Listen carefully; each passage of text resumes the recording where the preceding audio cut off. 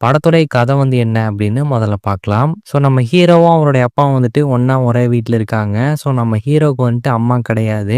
சின்ன வயசுலேருந்தே இவர் வந்துட்டு அம்மா இல்லையே அப்படிங்கிற ஒரு ஏக்கத்தோட இருக்காரு. அண்ட் ஹீரோவுடைய அப்பாவுக்குமே நமக்கு ஒரு துணை வந்து இல்லையே அப்படிங்கிற ஒரு கவலை வந்து இருக்க தான் செய்யுது. ஒரு பெண்ணுடைய துணை வந்து இல்லையே அப்படின்னு இவங்க 2 பேருமே ஃபீல் பண்ணிட்டு இருக்காங்க.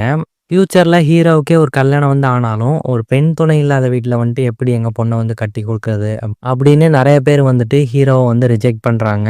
ஸோ இப்படி இருக்கும்போது தான் ஹீரோவோடைய அப்பா வந்துட்டு எப்படியாச்சும் நமக்கு ஒரு மனைவிய வந்து அமைச்சுக்கணும் அப்படின்னு ஒரு பொண்ண வந்து பார்க்குறாரு. ஸோ அந்த பொண்ண தேடி நம்ம ஹீரோவோடைய அப்பா வந்துட்டு ஒரு பக்கம் சுத்திட்டு இருக்காரு. இன்னொரு பக்கம் வந்துட்டு பார்த்தீங்கன்னா, நம்ம ஹீரோவே ஹீரோயின வந்து சந்திக்கிறாங்க. பார்த்ததுமே ஹீரோக்கு புடிச்சு போகுது. 2 பேருமே லவ் பண்ண ஆரம்பிக்கிறாங்க. ஸோ இப்படி வந்துட்டு ஒரு பக்கம் நல்லா போயிட்டு இருக்கிற இந்த ஒரு கதையில வந்துட்டு பார்த்தீங்கன்னா, நம்ம ஹீரோவோட அப்பா லவ்லயும் சரி, ஹீரோவோட லவ்லயும் சரி, சில பிரச்சனைகள் வந்து உருவாகுது.